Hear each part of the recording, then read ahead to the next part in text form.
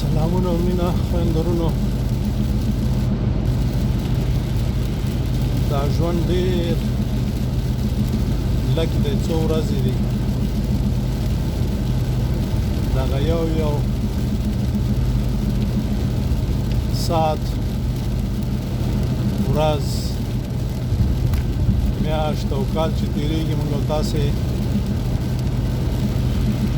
ژوند د لاسه ورکوو. عزیزانو، د ژوند نه خوند واخلئ، مزې پکې وکئ، خوندونه ترې واخلئ، خوشحالۍ پکې وکئ. مزې، خوشحالۍ، خوندونه یې په هغه کې دي، په هغه څه کې دي څنګه چې خدای پاک موږ او تاسو ته ښودلی چې داسې ژوند وکئ.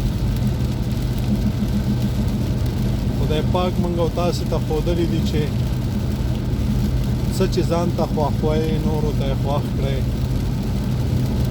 ځان ته بریاوې، خوشحالۍ، ډالۍ، نعمتونه، خوندونه او مزې خوښوئ، نورو ته هم خوښ کړئ. اسانه خبره ده. ځان ته چې دی د مرګ نه وروسته بریاوې خوښوئ، کامیابیانې خوښوئ، نورو ته هم خوښې کړئ.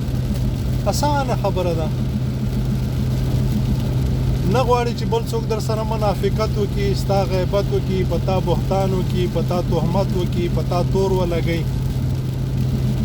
په تا درواغ ووایي، ستا مال وخوري، ستا عزت ته غل شي او داسې نور. مه کوه دا شی. اسانه خبره ده. ته درد لري، بل څوک هم درد لري.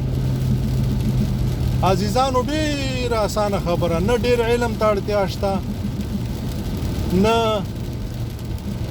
چې دی ډېرو محنتونو ته اړتیا شته دی. بس څه چې په خپله پوهېږئ، په دې باندې عمل وکړئ، کیسه خلاصه ده.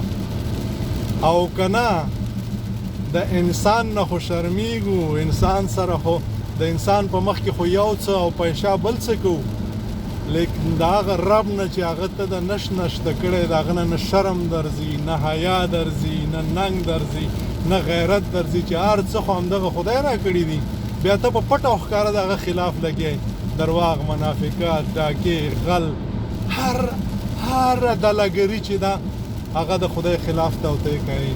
نو راځئ عزیزانو چې سر دننه موږ او تاسې داسې ژوند وکړو څنګه چې خدای پاک د موږ او تاسې نه غواړي، ځان ته هم نورو ته هم.